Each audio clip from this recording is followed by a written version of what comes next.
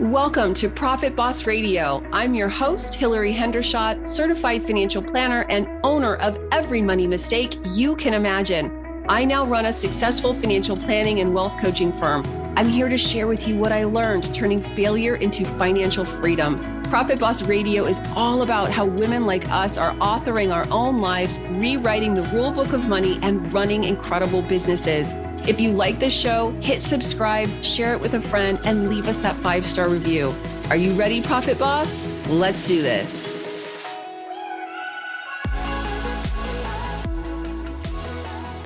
Hey, it's Hillary Hendershott. Real quick before we get to the show, I want to share how you can get my comprehensive and virtual wealth coaching course for business owners. Since I started sharing how I multiplied my wealth from more than $500,000 in debt to accumulating over 8 figures in wealth through neuroplasticity, changing my brain about money, lots of you have been reaching out to find out how you can do that too. So this podcast is loaded with lots of great financial advice from both myself and my guests, but I'll confess, Profit Boss Radio isn't intended to be a comprehensive or done-for-you system. That's why I decided to create the Money Blueprint for business owners. If you want one-on-one access to me, plus all my strategies for learning to command and manifest money, plus your own personalized plan for your business and personal finances, conveniently packaged up into a 1-year transformational course, visit hillaryhendershott.com/MBP. The link's in the show notes for all the details.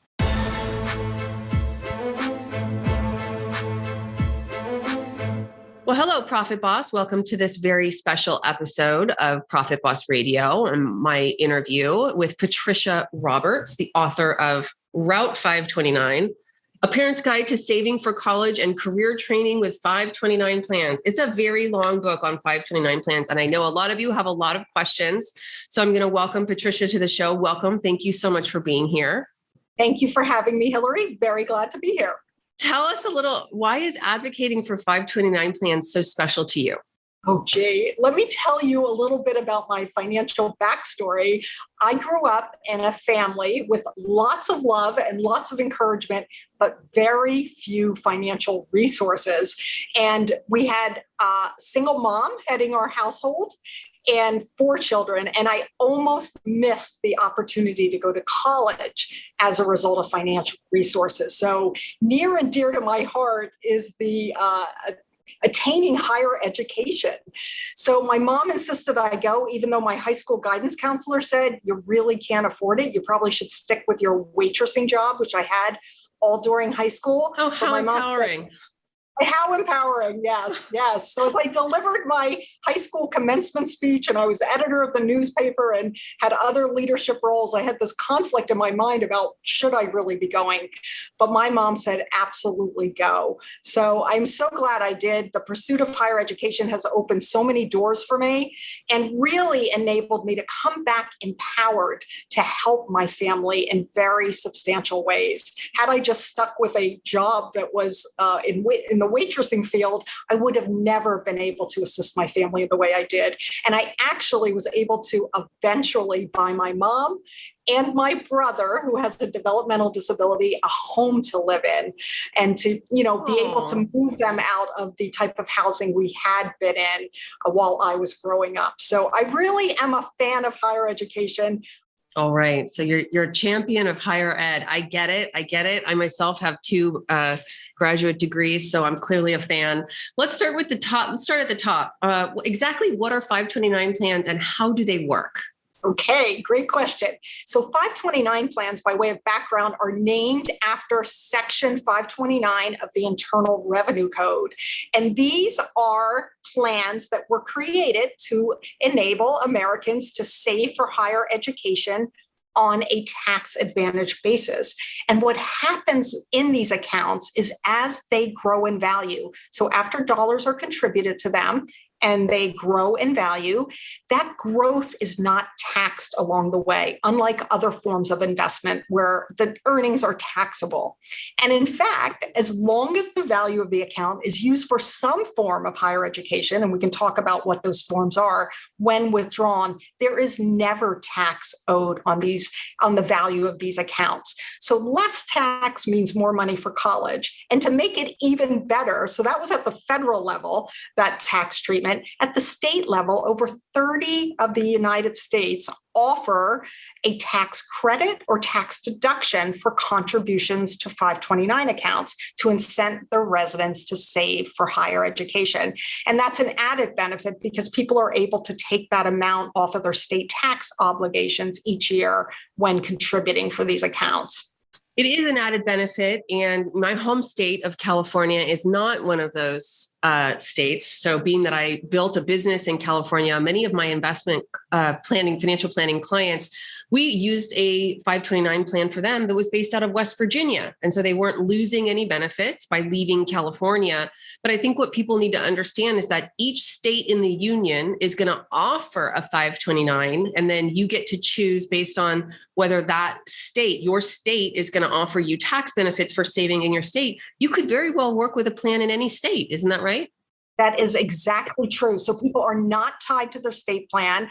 Oftentimes when people hear there's a tax deduction or credit, they're likely or inclined to go with the state plan. But what they need to know is they can invest in any plan throughout the United States, and they're not tied to that. Some people choose to invest in the home state plan up to the value of that tax deduction, and then to take advice and guidance, perhaps from a financial professional, and go with another plan in addition. But nobody is required to go with a particular state plan. It's a good place to start to take a look at it. Right. But again, people can invest in any plan, and many do. Okay, perfect. And so what states offer the best benefits for residents? Do you know? Do you happen to know?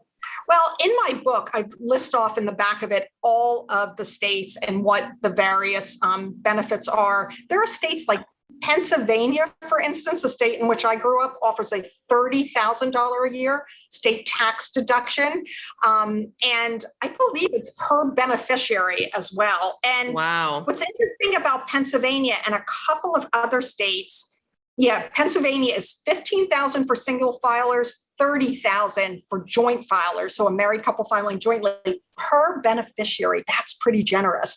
And in that state, you can invest in any 529 plan and take that deduction. You're not required to invest only in the Pennsylvania's plan. That's pretty generous. States like Colorado have an unlimited tax deduction up to a contributor's taxable income. I'd say that's generous. South Carolina, deduction of the full contribution amount, whatever that may be.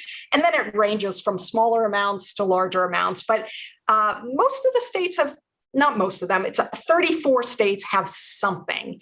And it's worth looking into if you happen to be in one of those states. All right. So now I think one of the most misunderstood aspects of the 529 is what you can actually take money out of the 529 account and spend on. So for example, it's really not intuitive that you would be able to pay your students apartment rent while they're in college, but in fact you can, can't you? That's exactly correct. Yes, there's a lot that's not intuitive about these plans. First of all, calling them college savings plans really confuses people. First of all, they're not just for college, and your audience should know that. They can be used for a wide range of educational experiences, including two-year colleges and universities, community colleges, for instance, 4-year, the more traditional ones, trade, technical, vocational school, graduate and professional studies. Even certain registered apprenticeships can be covered from a 529 plan. And then when at these accredited institutions of higher learning, you can use the account for tuition and fees, room and board, as long as you're attending at least half time, books and supplies, and even computers. And with respect to room and board, if you happen to be living off campus, you can take up to the amount of the stated room and board cost from the university website and apply it to your child's housing wherever they may be living. So the room and board does not need to be on campus. It can be the child, student living somewhere else, as long as the amount you take out of your 529 doesn't exceed the stated cost of room and board for that particular institute. And I think that was the really surprising part for me. So let's talk about how to configure the 529. So the adult who opens the account will be the owner, and then the child or future student will be the beneficiary. So let's talk about what do people need to understand about the implications of who owns the account? Well, First of all, they need to understand that you do not have to be the parent of the future student or beneficiary to open an account. Anyone can open an account for anyone else, provided they have a Social Security number and reside in the United States or a resident alien. So that's the first thing. Parents typically open accounts for a future student. They can open them as early as when they realize they're expecting, or even years before that, and they can name themselves as the account beneficiary and then change it to the child once the child arrives, once they have a Social Security number. So you can start them early. Who else can open accounts and who typically does? Grandparents open accounts for grandchildren sometimes. Grandparents often like to help with the cost of higher education, and there are various ways to go. Some grandparents, rather than contributing to the account owned by their adult child, prefer to have an account in their own name for the grandchild. And that works particularly well. Where that has become a little complicated, but it seems it's going to be cleared up thanks to some changes to financial aid treatment, was when the money came out of a grandparent-owned account and applied to a grandchild's education, it could be deemed as unearned or untaxed income. And in a subsequent year of applying for financial aid, it could count against the students.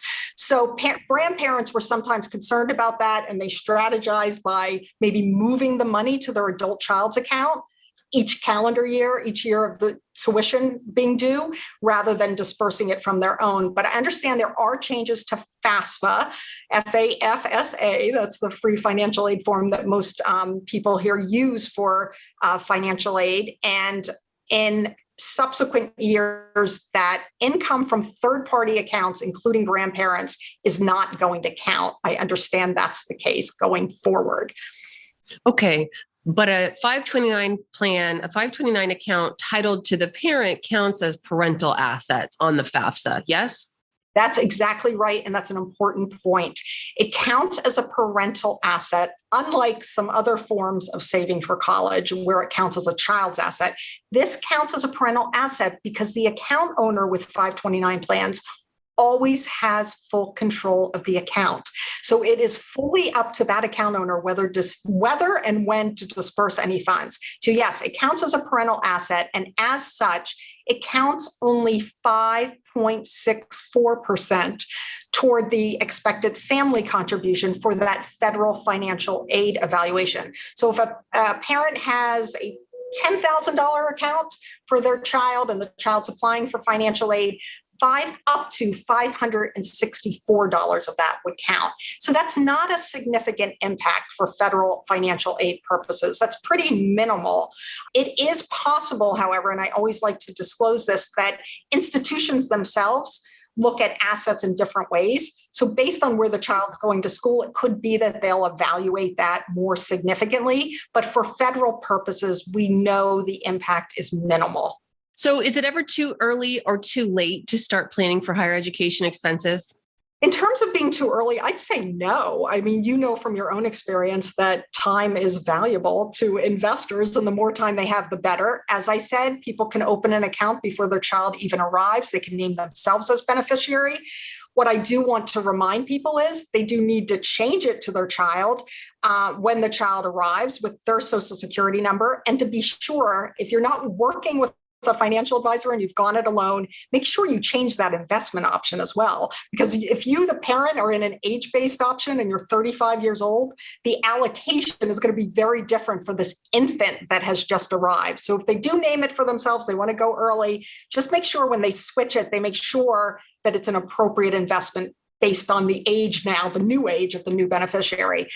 So that's in terms of starting too early. Starting too late, I'd also say no. I mean, we hear from parents who hadn't, for whatever reason, saved anything along the way, and now the kids are in high school. I try to remind them that they've got a number of years ahead of them. Say the child's 9th or 10th grade, they've got 3 or 4 years up until college, and they certainly have the time that they're in college as well to continue saving.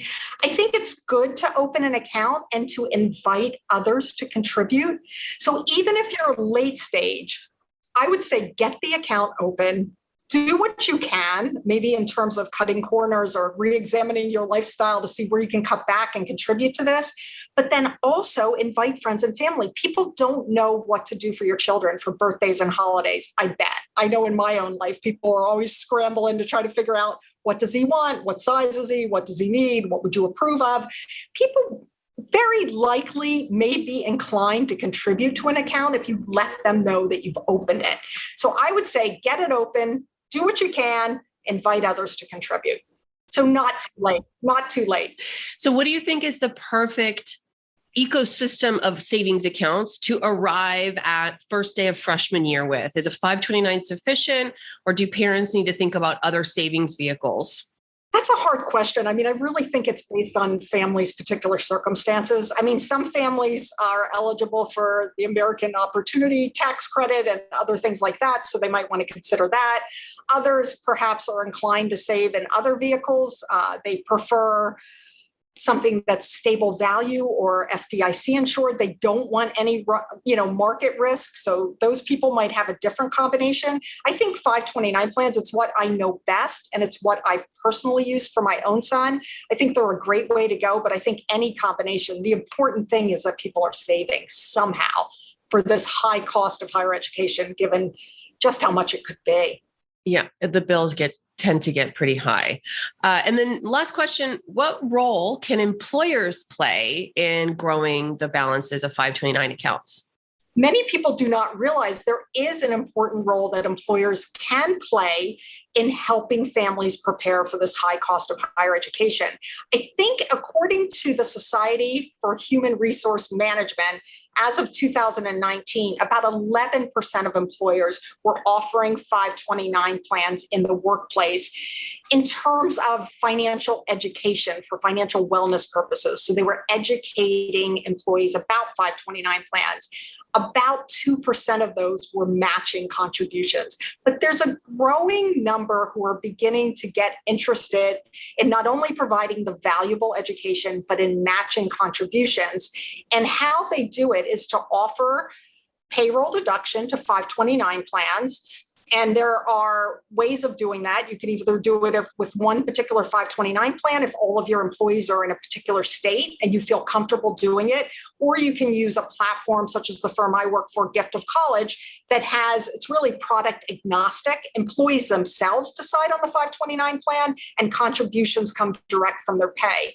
What the employer can do when they set up something like that is they can begin to match or contribute to the accounts. And they decide for themselves what amount that would be and what criteria it is for their employees to be able to participate.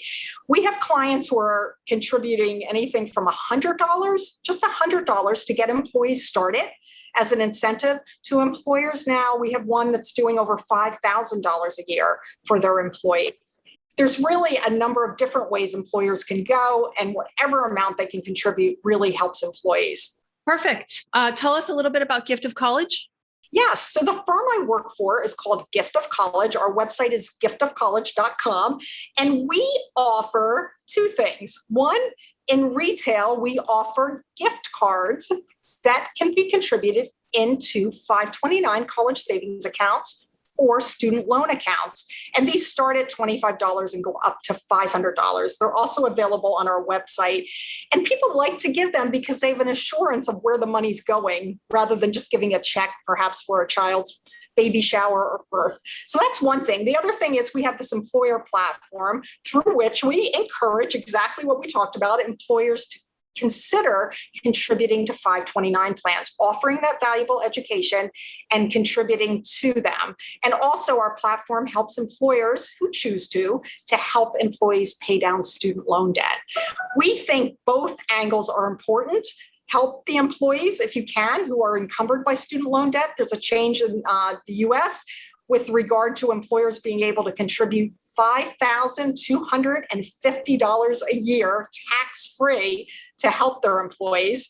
That's for the next 5 years through January 1, 2026, or to help employees save for college. Now, there's not a tax benefit currently to the employee or employer when helping with that. So the employer contribution would be taxable income to the employee, but it's still worth it. My firm allows us to receive $1,000 a year for our contributions are matched to our 529 accounts. And I sure appreciate that. Yes, I do have to pay tax on that $1,000, but I'd rather have $600 or $700 extra in my son's account than not. So I don't tend to turn down free money.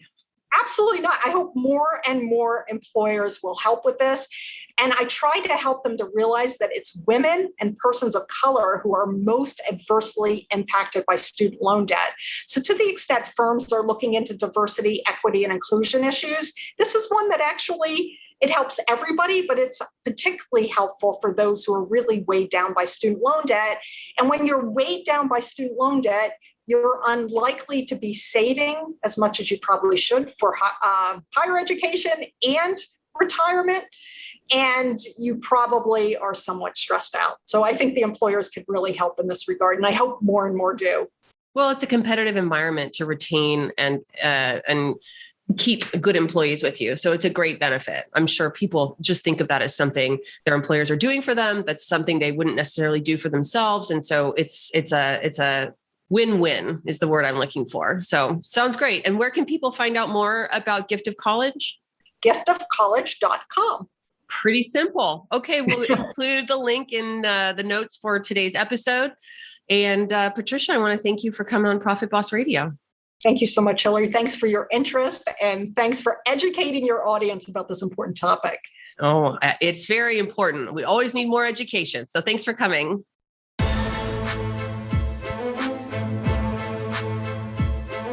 Hillary here with a quick timeout to tell you how we can work together to improve and even make your financial life 100% organized and hassle-free. As a listener, you probably know my story. I made every money mistake in the book until I finally figured out the power of learning how to change my brain, including my beliefs about money. This allowed me to multiply my wealth to over 8 figures. And since then, I've created a done-for-you comprehensive course to teach other business owners exactly how I did it. I've also been a wealth and financial advisor to women and couples for more than 20 years now. If you think we may be a great fit to work together, go to HillaryHendershott.com and just start a conversation. We provide fee-only fiduciary advice to our clients, which means our clients never, ever pay commissions, and we do only what's in your best interest, just like it's supposed to be for all financial advisors. If you want to see how my team and I measure up as financial advisors, check out our Yelp reviews at HillaryHendershott.com/Yelp. All right, let's get back to the show.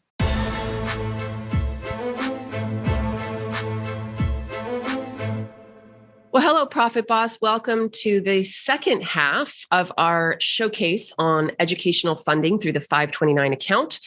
I have with me today Jen Rupp, who is on my team. She works for me. She's a 529 expert. And after the last interview, we had some additional technical details about the 529 that we really wanted you to know. And so I invited Jen to come talk about this thing that she's super passionate about. And I want you to get to know her. She's the head cash flow coach in my coaching program. So many of you already know her voice. Jen, welcome to Profit Boss Radio.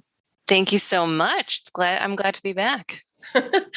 So, Jen, most people know that you're allowed to contribute $15,000 a year to the 529, but let's talk about this super cool thing called super funding. What is super funding the 529?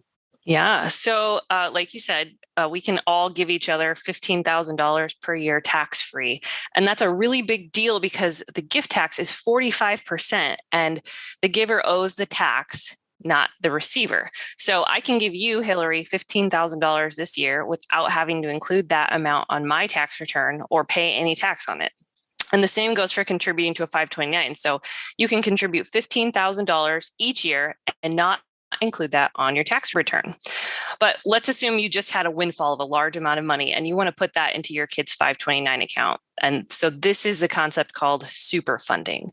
So you can super fund the 529 by depositing up to 5 years worth of that $15,000 tax-free gift. So $75,000 into the 529 in 1 year tax-free. And that's, of course, assuming no other gifts to that kid that year. And then if you're married, the amount you can contribute to the 529 doubles. So it's actually $150,000 in 1 year. And then, of course, you just want to make sure that your tax person knows about what you did so you can file the correct tax forms. Yeah. And we've had some wealth management clients do a super fund, and then their plan is to basically not contribute to the account again. If you do it 10 or 15 years before your child starts school, that can actually be sufficient to pay for college, because they're going to have investment earnings in the account, which we'll talk more about in a minute. Okay, so one of the biggest protests we get to the idea of a 529 is that people aren't sure their kid will actually go to college and use what they put in the 529. And people know there's a penalty to pull funds out if you don't use them. So they say, I don't want to paint them in a box. I don't know if they're going to use the funds. So I think I'll just not use the 529. So talk a little bit about why our advice to people in this case is to generally just go ahead and fund the account anyway, because the penalty to pull the money out of the 529 isn't nearly as painful as people think. Yeah, absolutely. So, of course, the primary benefit to the 529 is that you put money in that you've already paid taxes on, you invest those dollars, and then when you withdraw the money, you don't pay taxes on the gains as long as those are used to pay for qualified education expenses. So the list of qualified education expenses has really grown over the years. And if you want, you can just Google list of qualified 529 expenses if you're curious. But a few of those expenses are, of course, tuition, required books and supplies, computers, internet access, but also room and board, which can include and does include paying rent on an apartment if you live off campus. It's not associated with the school. And that's, of course, as long as you're enrolled at the school at least part-time. And then there's limits on the allowance based on what the school reports as the cost of attendance numbers. But this can also include rent that's paid in summer months. So if you have to sign a lease for 12 months and you're only in school for 9, the 529 can cover it up to all 12 of those months as long as you're enrolled in school. And then if you're studying abroad and that program's approved for credit through your school in the States, you can also use the 529 funds to pay for the room and board costs while you're abroad. And then recently, up to $10,000 of student loan repayment was allowed. So that's over the lifetime per student. And that was came into law with the Secure Act. And then with the Tax Cuts and Jobs Act, which was signed into law in December of 2017, you're now allowed to use up to $10,000 per year of your 529 to pay for education or tuition expenses for elementary and secondary schools. A couple of things it doesn't cover are transportation and travel costs. So if you do study abroad, your flights. You can't pay for your first class tickets. You cannot. If your kid goes to school across the country, your 529 can't pay for airplane tickets back and forth, unfortunately. And it also does not include the cost of health insurance. But when you withdraw the funds from the 529 without a corresponding qualified education expense, say, like you said, your child doesn't go to college or you save too much and they're now done with education costs, you can take out the money you put in without paying any taxes or penalties. But if you do withdraw funds from the 529 without a corresponding qualified education expense, say your child doesn't go to college or you save too much and they're now done with education costs, you can take out the money you put in without any taxes or penalties. And then you pay income tax and a 10% penalty only on the gains, which is, like you said earlier, just another word for investment earnings. So let's say, we'll get into some numbers here. Let's say you invested $50,000 into your 529. It grew to $75,000. So now you have $25,000 of earnings. And then let's say you withdrew all of that $75,000 and didn't use it to pay for education costs. So you're going to pay a 10% tax on the $25,000 of gains, which is only $2,500. And then let's say you're in the 22% income tax bracket, that $25,000 is going to cause an additional $5,500 in federal taxes. So you're still walking away with $67,000 when you put in $50,000. Okay. So it costs you $7,000. The tax costs you $7,000 in this example. Exactly. Okay. So let's say you had invested those funds in a brokerage account instead of putting it in the 529, and you sold that $25,000 of gains, then you would pay capital gains tax of either 15% or 20% on those gains. So the tax would be between $3,750 and $5,000. So you're slightly worse off having over contributed to the 529, but not by much. So certainly don't contribute to a 529 if you're not relatively confident that the funds will be used for education. But the penalty, if you're wrong, isn't that severe. Yeah. And so sometimes what we do is we recommend that people save sort of like a base amount, like 80% or 90% of their education cost estimate into the 529, and then the remainder in an after-tax account. That's one way to sort of solve for that problem. Right. And then you can use those costs in the after-tax account to pay for the travel. Your first-class tickets. And we also get the question a lot, well, what if my kids get a full ride scholarship, right? Every parent's dream. You can withdraw up to the amount of the scholarship tax-free from the 529. So the same goes for if your child becomes, unfortunately, incapacitated or attends a U.S. military academy, you can withdraw dollar for dollar and avoid taxes or penalties on the gains. And then you can also change the beneficiary on the account one time per year and use it for your other children. Great. So lots of options there. Let's talk about investing in 529s. Of course, with the usual caveats, nobody listening should go invest in any specific fund or product based on this podcast. You need to consult with an expert who knows you and your situation and who works for you. But that said, Jen, what are the rules of the road for investing when it comes to 529s? So the IRS has their hands in 529s and they govern the types of available investments in 529s too. So you can't invest directly in a stock, ETF, or mutual fund like you can in your other investment accounts, but you can select an investment portfolio that is a combination of mutual funds and may look like a mutual fund in your other investment accounts, but just slightly different. And most plans offer what are called age-based investment options, which just means that as your child gets older and closer to college age, the portfolio gets more conservative. So you're taking less risk as you approach the time of needing to use the funds to pay for college. And then the IRS also regulates how often you can change the investments in your 529 to twice per year. So it's really important to choose a portfolio that will help you reach your college savings goals while maintaining a level of risk you can really live with. You definitely want your kids' college money to be in an account when it's time to pay for college.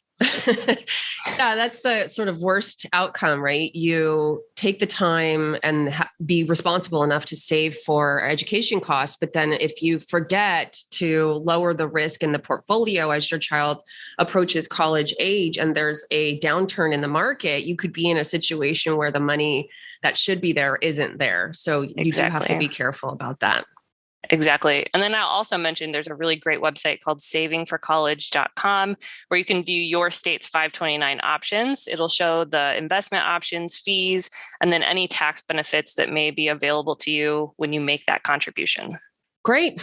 Thanks for coming on the show, Jen. That was awesome. Yeah, thanks for having me. And I think all of that technical, there was a bit of technical talk in that. And I think it was necessary just to give people a sense of like the details of the 529.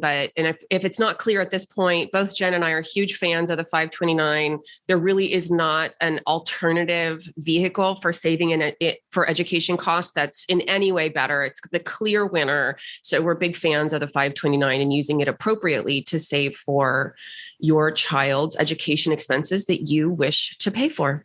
Do you agree, Jen? Absolutely.